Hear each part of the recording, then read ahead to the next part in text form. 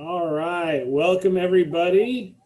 We want to thank everybody for bearing with us. We had a couple of technical difficulties that we had to get started and get out. So welcome to Delegation, Time Management, and Managing the Workplace. Thank you for attending today's Chamber University. Before I get started, I want to let you know that this will be recorded for you to view later if you need to. I want to take a moment to thank Cedar Park Economic Development for being our presenting sponsor for our Chamber University series this year.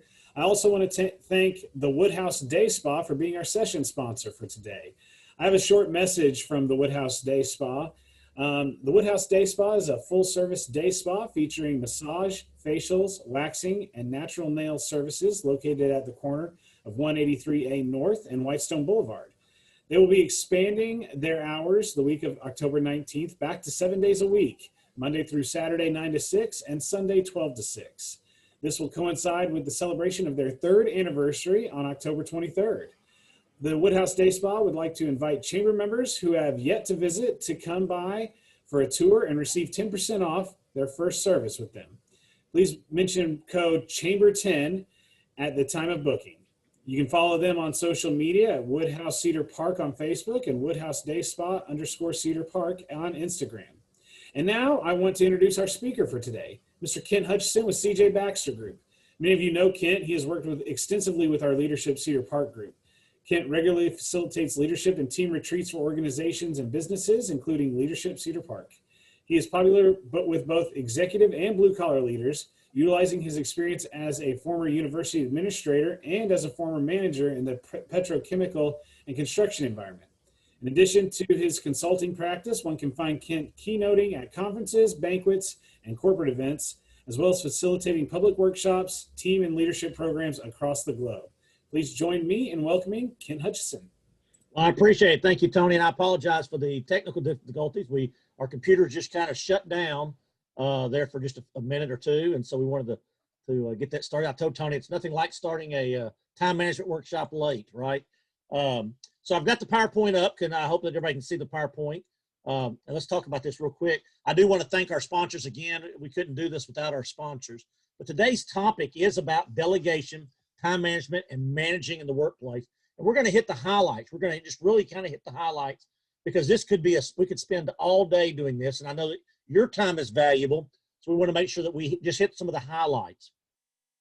I'm going to show you a metrics, and I got a PDF that I can send you afterwards, and Tony has it as well. The chamber will send that to you. That just kind of summarizes the workshop as well. But we're just going to kind of hit some of the high notes. When we start thinking about personal time management, it's about controlling our most valuable and really our undervalued. It's our most valuable, we value at least, and that's our personal time. That's resource. That's the resource that we have. It's one of the most valuable things we have, but we undervalue that.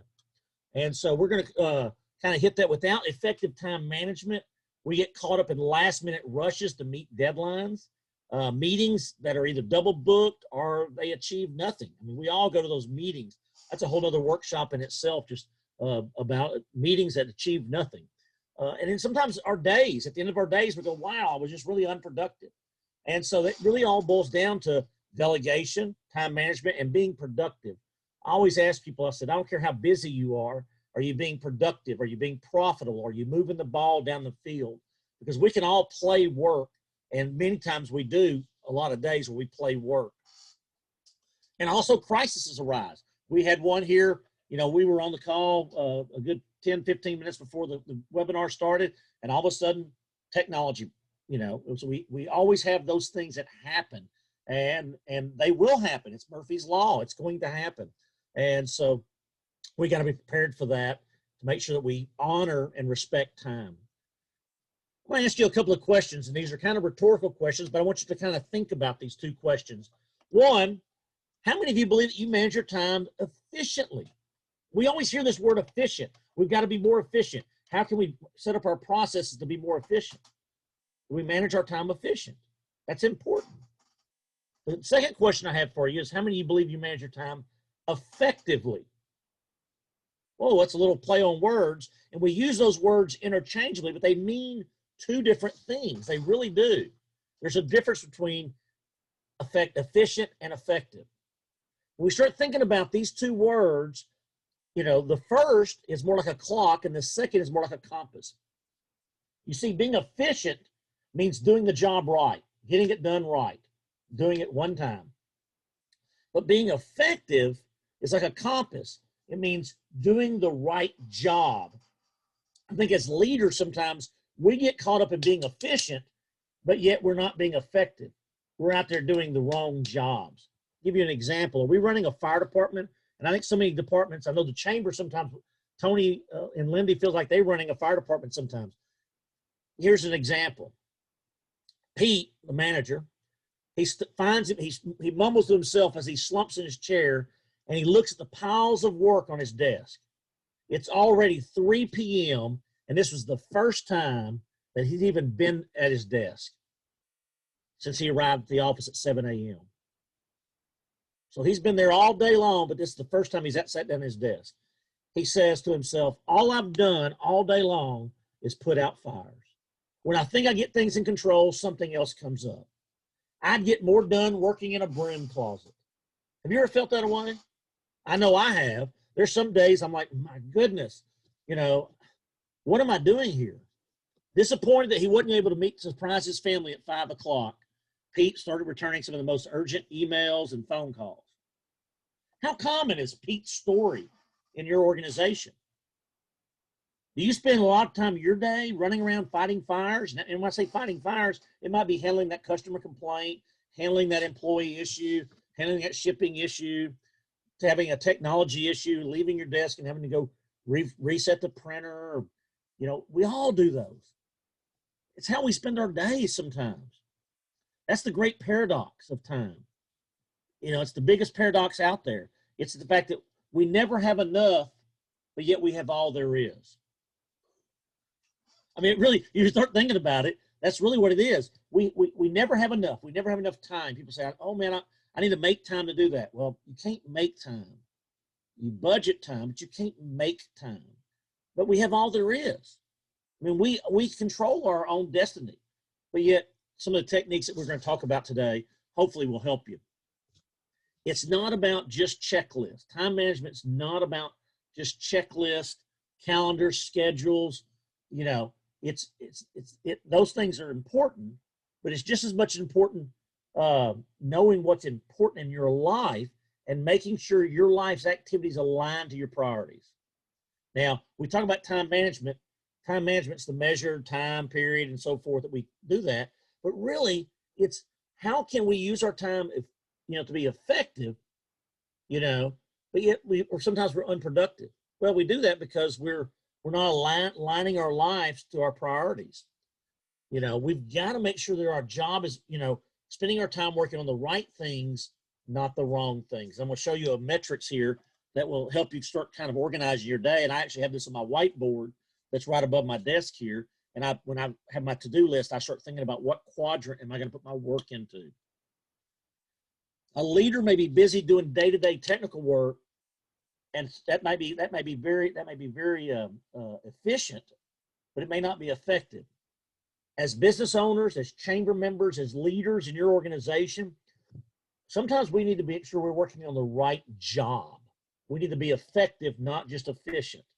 It's not about just checking off the checklist. It's about how can I make the biggest impact today to move the ball down the field. See, to me, time management really is about aligning our life to our priorities. What do I want to accomplish today? As a manager, as a leader in the organization, as a chamber leader, I want to make sure that I'm out there making the biggest impact. And sometimes that means I might have to delegate some of these other duties and responsibilities. Now, I know it's team building and we want to do things. I'm sure in Pete's case earlier, he enjoyed working on that. When I come to my office sometimes, and my assistant says, hey, the printer's not working. And I'm like, woo, woo, woo, me fireman, I'll go fix the printer. And I spend an hour fixing the printer. That's not the best use of my time. In my organization, I produce revenue. If I'm doing webinars, I produce revenue if I'm making sales calls. I'm not producing revenues if I'm fixing the printer. And so I've got to make sure she has the resources to fix the printer without me, right? The greatest mistake is that we think that there's enough time for everything. Every day we think, oh, I'll get to it. I'll make some time for that. Once again, we can't make time. We budget time, but we think, oh, I can get this in, I can get that in. You've got to be realistic about yourself and your expectations and what you can. So that means that we have to start thinking about planning and delegating and prioritizing our time use. Planning is looking at the objectives and understanding those objectives, but it's also looking at all the events that we have to do and all the activities we have to do for the day and saying, what is the most important?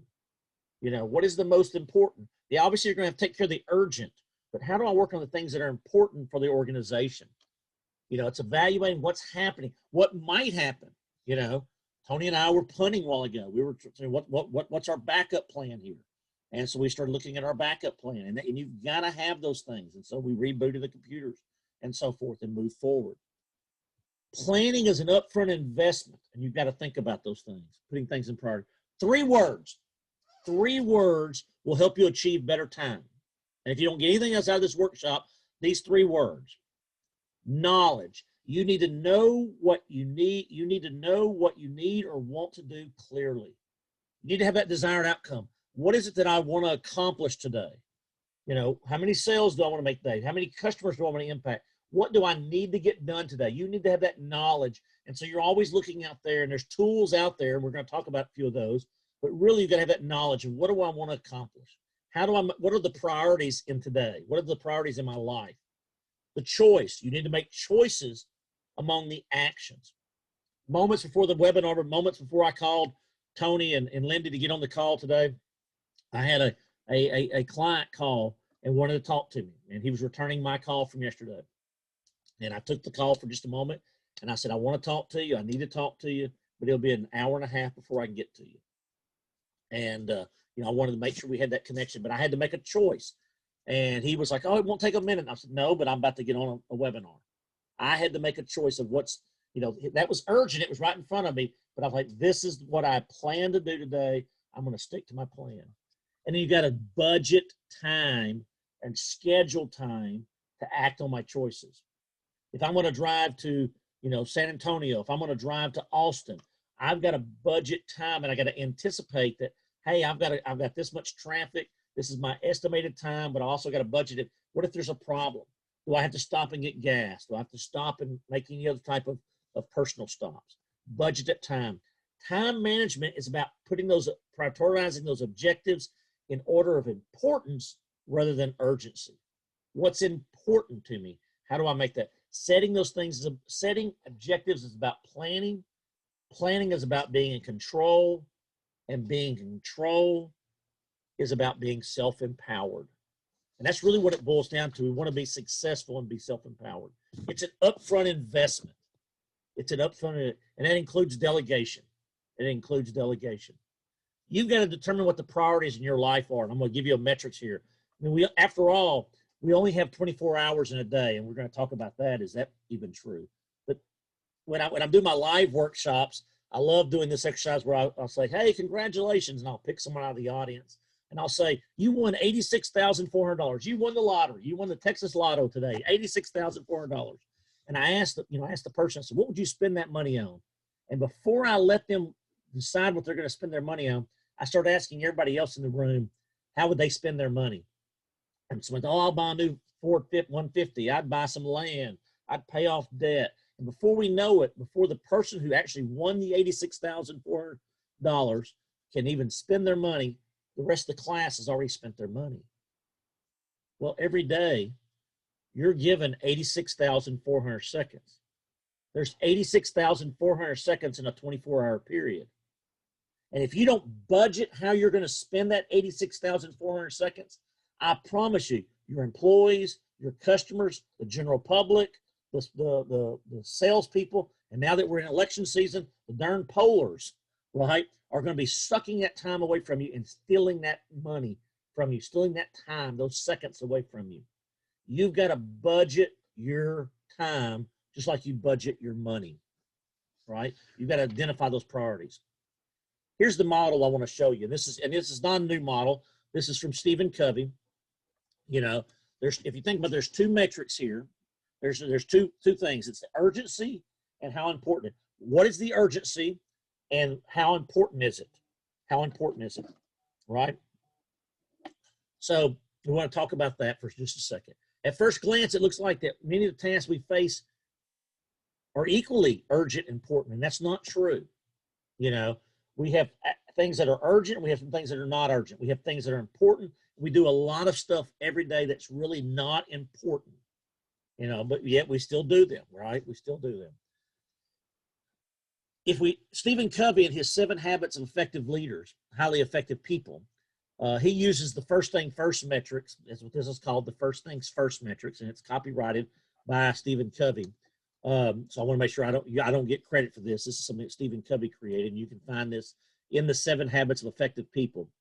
But he uses this as dividing the day into quadrants. But he also says if you spend too much time in any one quadrant, there's going to be some negative impacts. So let's look at the first one, urgent and important, that quadrant one. If you spend too much time in quadrant 1, the urgent and important one, you start getting addicted to crisis. And some of us have done that, like, oh, I thrive under pressure. That may be true, but you can't sustain that. You become addicted, and you get addicted to the drama of everything being a crisis, and you like that. And that's not a healthy relationship to have with yourself. The adrenaline rush becomes addictive, and in the end, you only react to those pressing problems. And it becomes very habit forming. It's like a vicious cycle. You're resisting reality that this is a crisis, and you keep doing it, and you wait till things become a crisis, and you only respond to that. And what happens there, and I've seen it too often in the last 20 years of consulting and working with folks, is they start getting exhausted, and they start getting a feeling of burnout. And that's when you start getting the burn. When all you're doing is handling crisis after crisis. Quadrant 3, let's look at those again. Those are things that are urgent but not important. You know, those are the people that walk into your offices. That's a lot of meetings we go to. They're urgent. Hey, Tony, I need you to step in this meeting. Hey, Lindy, I need you to step in this meeting real quick. Step away and come in this meeting. And you stop what you're doing and you go over to the meeting. It's urgent. A lot of times what happens there is if you spend too much time doing that, you start feeling out of control. You start feeling like, man, I don't have any control of my work, you know, and my stress levels is increasing and I can't get anything done. And that's what's happening to Pete. Pete walks in his office and everything was urgent, but a lot of it wasn't important to his core work. Let's move over to quadrant 4 real quick. Too much time in quadrant 4, the not urgent, not important quadrant, you can impact your self-esteem. You may not feel stressed, but you feel like you're not accomplishing anything. You're just doing busy work. You're like, oh my God, I'm overpaid. I'm an overpaid, you know, file clerk. I'm an overpaid, you know, no one's offering me something here that it's meaningful. You may not feel stressed out, but you feel like that nothing happens. And it also has an impact on your self-esteem. Where do we want to be? We want to be in quadrant 2. We want to be in quadrant 2. All right, sorry, I read all these slides here for you. I didn't want to. Where we want to be at is in quadrant 2. We want to be there. We want to be where it's important, but it's not urgent. And that takes planning. When you spend time in quadrant 2, that gets you in a sense of where you feel like you're in control of your life. You start being proactive versus being reactive, right? You feel like you're prepared for things as they come up. So how do we move to quadrant 2? What are some things that we can do to move toward quadrant 2? That's what we want to do. We want to talk about those real quick. Okay. How do we move to quadrant 2? Well, there's a couple of things we can do. It's always looking at those things that are important in our life but aren't urgent. Clarify your mission. What is my role in the organization? What is my role in the organization? If I'm a customer service rep, the customer should be my top priority. I should be taking care of my customers. That's how I can make sure that the impact. Clarify what is your mission and role within the organization. What is your personal goals? What are you trying to accomplish? Hey, I want people to think of me and remember me as being the competent individual, the guy that gets things done. And so therefore I want to work on those big rock items, how can I make the biggest impact and not just do busy work? You know, I want to think about making sure that my activities align with my goals. You know, if my goal is to make sales, what am I doing to make sure that my activities are pushing towards sales? You know, yes, I want to eat lunch with my friends. And yes, I want to go to that meeting or I want to go to that training. But how can I make sure I spend the time I need and have the discipline? And that's where it comes back, the discipline to make sure my activities conform to my goals. Spend some time planning. And you also, I don't say make time for regular planning, set time. You got to budget time. And so every day, every morning, I like to sit down and spend a little bit of time saying, what do I need? What did not get done yesterday that needed to get done? How can I make sure today has the biggest impact that I can? And then also, usually on Sundays, I kind of map out my week, but you've got to set aside a little bit of time for planning. You got to spend some quiet time. That might be driving to work, coming home from work to decompress. You might spend time walking. I like walking. Spend that time planning and just spending some quiet time without the distractions. Put the darn cell phone down, put the social media down, and just think about what do you want to get accomplished and how do you make that happen. You've got to have some quiet time to make that happen. You can't do it all. And it's okay to use the word no. This is the hardest one for people to accept. You've got to understand, you've got to learn to say no. And that's a hard one for folks to get, is I can't do it all. I'd like to help you. I'd like to do that with you, but it's not going to happen today, maybe in 2 weeks. I went by a client's office yesterday, or a friend's office. He's a friend client. And I texted him. I said, hey, I'm in the neighborhood. Can I come by for a cup of coffee? And he says, not today. And that was a real short curse. And then today he said, hey, I'm in some training today, this week. Is this just not a good week? Hey, I want to see you, but can we do it in 2 weeks? I said, not a problem. He told me, no, don't come by and see me, Kent, right? Stop doing the unimportant. And I think so often we want to be friendly. It's been really easy for him to say, oh, Kent, I hadn't seen you in a couple of months. Come on by. But instead he said, no. And he said, Kent, it's not that my relationship with him is not important. The fact is he had to stop doing the unimportant. He had to take care of the things that were important to his business yesterday and today. Delegate. You cannot do it all yourself. And if you're trying to do it all yourself, you say, oh, okay, I'm gonna do it. If I want it done right, I need to do it myself. Guess what? Your employees and your coworkers will let you do it, and you're gonna get burned out. You can't do it all. You've got to delegate and empower others. There are some barriers out there, some barriers that keep us from being very productive and being effective. And I want to hit those real highlight. And you probably have, these are common. These are nothing new. But just being aware sometimes that these happen. Unscheduled interruptions, knowing that they're going to come in. So I was working with a bank manager, credit union manager, and he says, Ken, I don't try to budget 8-9 hours worth of work every day.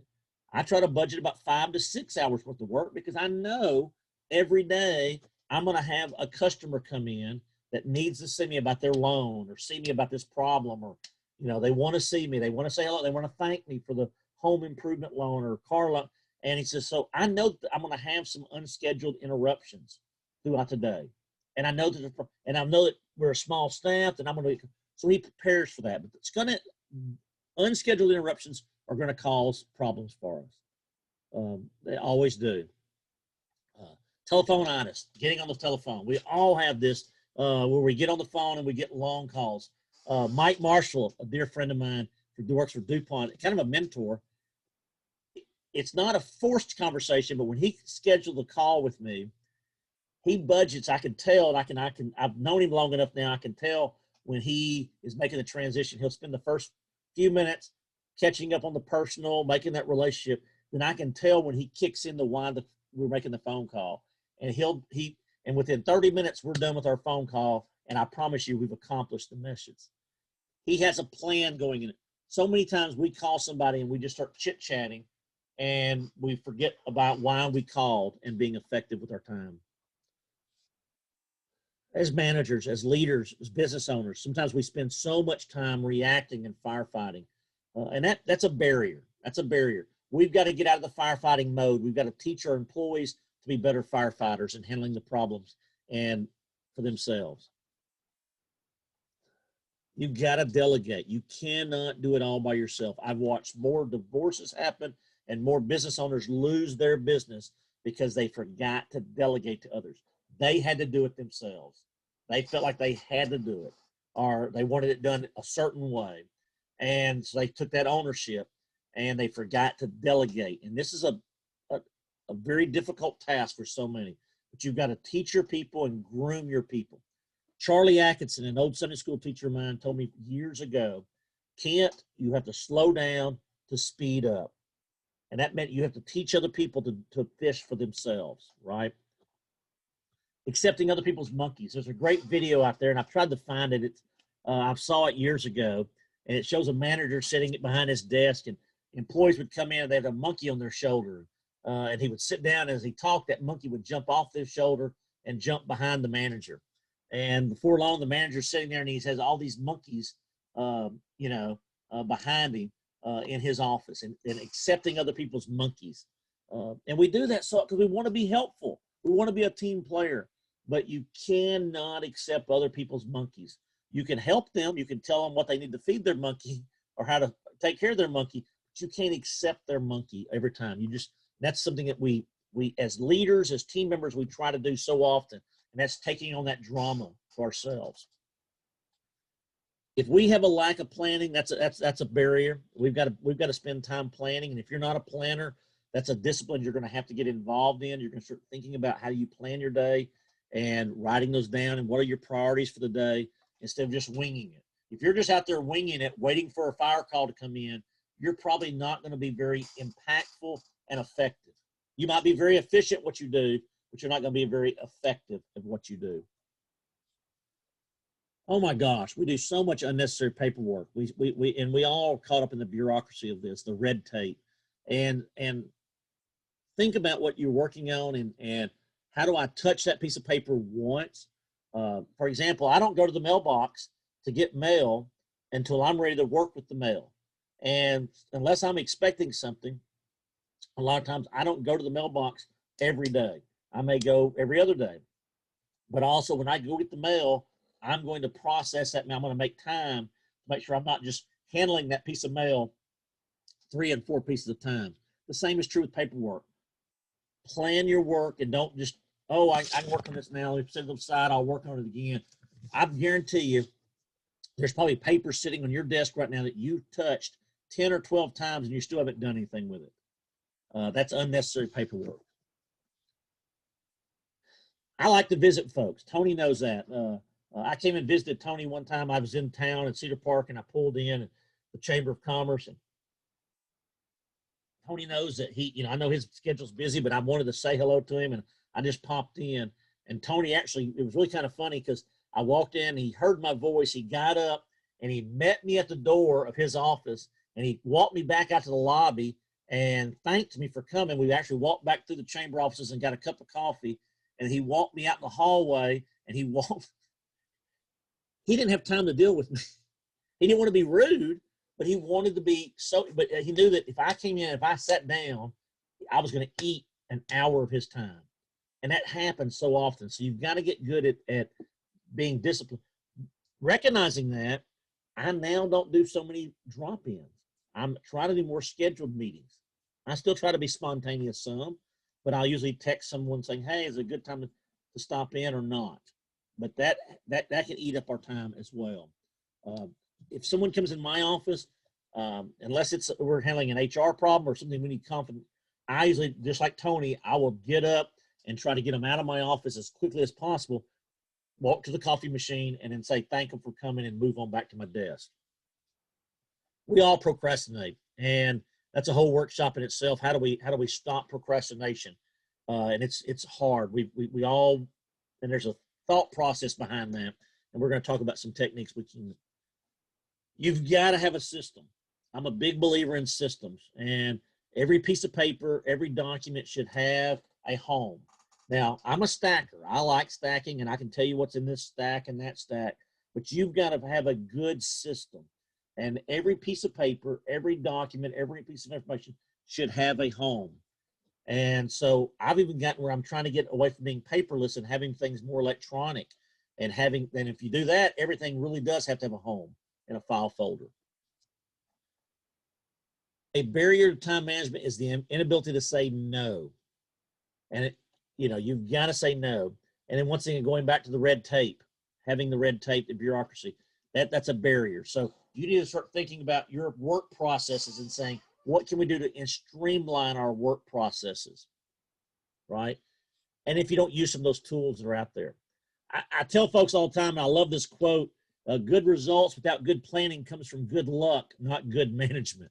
So if you're saying, Kent, well, we've done pretty well, but yet you're at this webinar, obviously you're at this webinar because you feel like that you're not being as effective as you need to be. Not efficient, we're talking about being effective.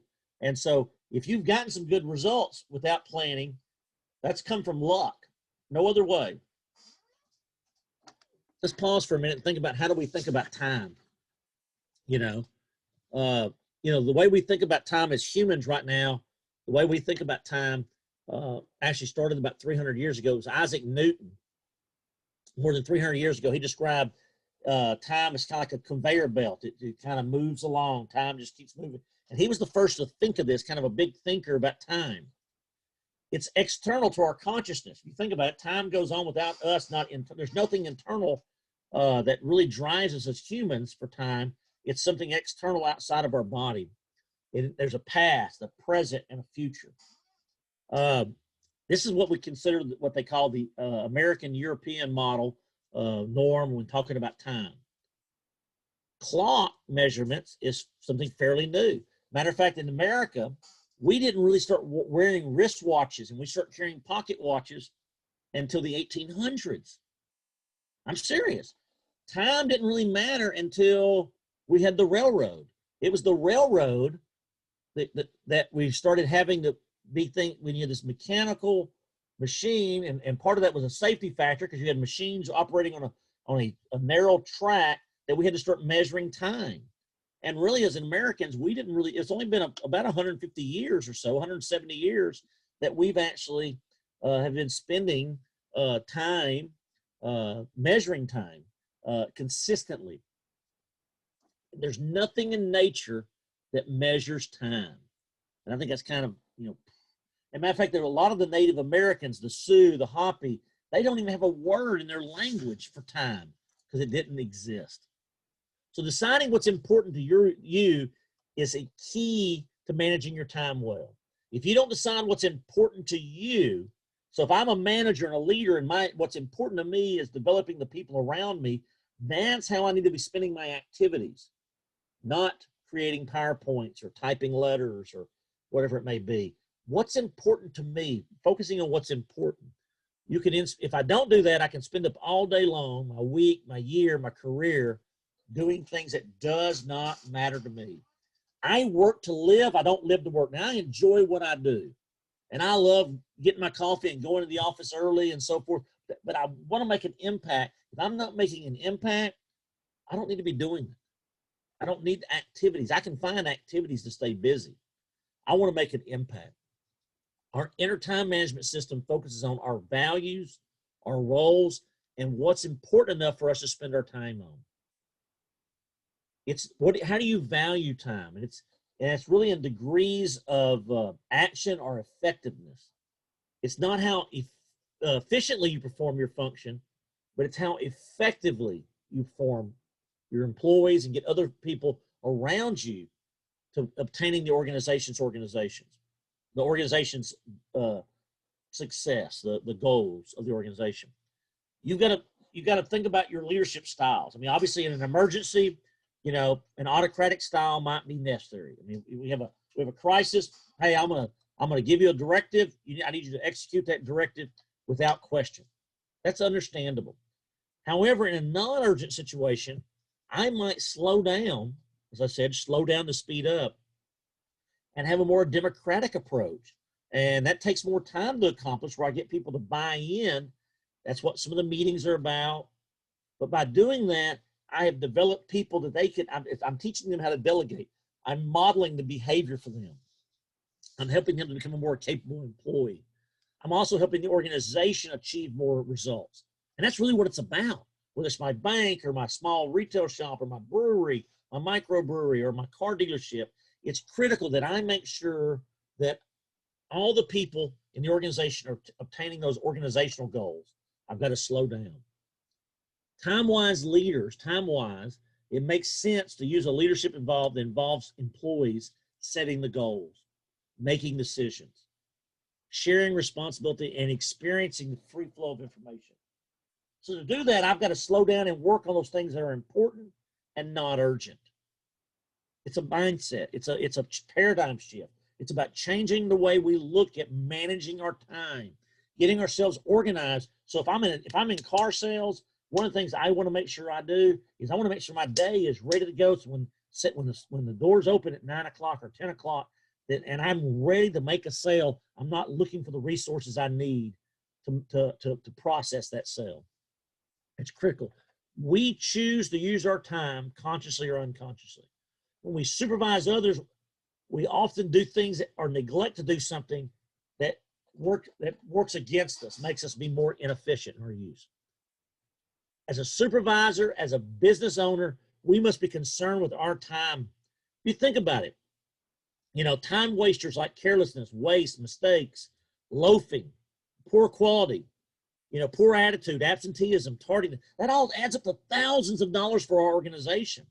If one of our support people, you take a $15 an hour employee, and say they waste 10 minutes a day, just 10 minutes a day, which is very reasonable, probably 10 minutes in the morning and 10 minutes in the afternoon, based on 1 year, based on 225 working days, that's working a 40-hour week, your organization, that person wastes almost a week of their life. Your organization's lost a week. And you multiply it times 5, 10 employees, now you've lost, your organization is 10 weeks behind. Just 10 minutes. We were doing the math one time, and I was with a construction company, and we were doing the math, and we used 15 minutes of wasting time and how much that cost the organization when employees wasted 15 minutes in the morning, and so 30 minutes a day. And what does that, add up to? 5 hours a week. And, and that's like theft of time, theft of money. And the owner sat down and he did the math, and this is a construction company that gives out bonuses. He says, oh my gosh, he goes, we lose so much money in that wasted time. I could offer $3 to $5 million more in bonuses. 3 to 5 more. And granted, he has a couple of hundred employees. But my point was, now we're talking about some real money. So wasting time has a negative impact on the organization. What can you do? 2 things you can do. Support your people to mimic your behavior and work your work methods. And you do that by setting an example and also by motivating them. Okay? And how can you motivate them? Sharing information with them. There's some habits, some time-consuming habits that you've got to break and be aware of. You need to stop doing the wrong things. You've got to stop not delegating, failing to delegate, or delegating something and not letting the person do the task. Right? Just being late. Being late costs the organization money. Costs the organization money. And if you're in the other people's offices and you're wasting their time, that costs the organization. Bad attitudes, that sucks energy and sucks time out of organizations. And having a discouraging attitude toward other employees, that sucks energy out of the organization as well. And finally, not handling paperwork more than once. But how do I motivate? And that's what I get all the time, saying, all right, Ken, if I got to be time wise and not focus on the if I want to make sure I lead by example and I don't do these things, what can I do to motivate? How do I motivate my staff to fulfill their roles and my team members? Well, there's no guaranteed way, but here's some techniques you can do. You should make sure work is challenging. Employees, believe it or not, the research shows, the document shows, that people like work that challenges them. They want to make it, for the most part, most people want to make an impact. So allow them to have that opportunity to work on things that make an impact in the organization. This is what I call job placement, getting people in the right job fit. And there's lots of tools out there, and we can talk about that offline, of how do I get people in the right job set, using their skills and recognizing those skills and utilizing those skills to have the greatest impact. Letting people be involved in some of the decision making, recognizing people for doing that motivates a lot of people. I know everybody says, "Oh, money motivates." A lot of people just want to be recognized for doing a good job. They want a promotion or an opportunity to move ahead, and they also want that freedom to grow. Maybe possibly even assuming additional responsibilities. You've got to plan your work. You've got to plan your work and work your plan. Guys, our time has slipped away from us. I know I hit the highlights of delegation.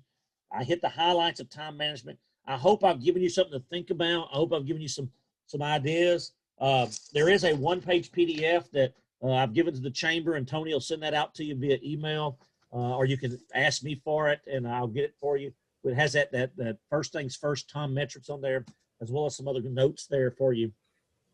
I want to thank our sponsors again. We couldn't do this without our sponsors, particularly the Cedar Park Economic Development. They're kind of presenting this whole series, and particularly our day sponsor or the session sponsor, the Woodhouse Day Spa. They're a phenomenal chamber member, and they also have some things that we want to cover. You can find me. My email is on my LinkedIn is on the handout, but also I'm on all the social media. You can find CJ Baxter Group, or you can find me at Kent Hutchison.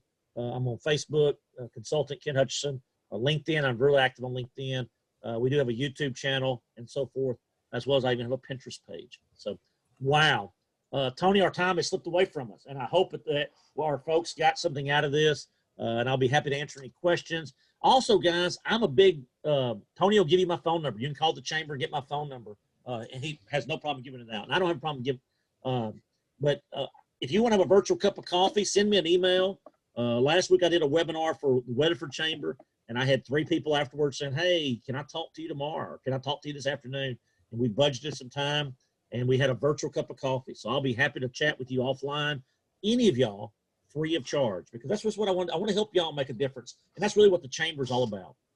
Tony? Absolutely. Thank you, Kent. We do have a couple of questions here. One of them was, with fewer staff members in my organization, how is the best way to delegate when others are already so busy? Yep. Guess what? It's going to get worse. That we've seen since the 1990s, we've seen a flattening of the organization. And a lot of times folks say, "Oh, well, they've cut it. They have 3 of us doing the work of 5. I'm just not going to do any more work." Well, I'm going to tell you right now, they're never going to restaff the 5 people. Never. It's not going to happen. And so you need to have a conversation about the fact that, and having a conversation with your team and saying, "Guys, there's 3 of us now instead of 5. We're going to have to get the work done. We've got to organize ourselves around that." And guess what? The work is always going to be there. And so you've just got to plan. And I know I'm not trying to be flippant about that, but you've got to plan your work and work your plan. And guess what? The work is always going to increase. Maybe at some point, if we produce more revenue, we can add more staff. But that's the trend we've been seeing in flattening in organizations, and work's always going to be there. And so I don't get excited about it. It's the fact that I show up every day and I'm going to give 100%. I expect 100% of my payroll of pay, but at the end of my day, I'm going to go home because I work to live. I don't live to work. Some of these other ones, it looks like you answered. We got one more that's, what results should be expected while people are spread so thin? Yep. And that's a conversation. That really is. If people are spread on a lot of, jobs, if someone's out, if someone's on maternity leave or sick leave or FMLA and your staff is short, or maybe you have a job position open and you're interviewing, is setting reasonable expectations. If I wanted to drive to El Paso, and I know it's going to take me 2 days to drive to El Paso from where I'm at right now in Orange, Texas, there's no way I can get it done in a day and a half. There's no way I can get it done in 1 day. It's just not physically have. And I think you have to be realistic about what can we reasonably get accomplished this week. And I value when I order something on Amazon and they say, well, this is going to be here by Wednesday. Then about an hour later, I get a message saying, you know, Kent, we're sorry. You know, we got some shipping delays. It might be Sunday before we get your package to you. Well, that doesn't make me happy, but at least they're being realistic about what they can reasonably accomplish. So I think with small staffs, you've got to be just have a conversation about what can we reasonably get done with the resources we have available to us. And that's all it is. You have to accept it. You have to accept we can only get so much done. We never have enough time, but we have all there is. Very good. Those are the questions. So once again, we want to thank you, Kent, and CJ Baxter Group for another great presentation. Thank you again to Cedar Park Economic Development and the Woodhouse Day Spa. And we do have this recorded, so we will be posting it on our social media and YouTube channel. Please be sure to join us next month as we will have Mary Dale speak about HR management. So with that, we are done. Thank you again. Have a great day.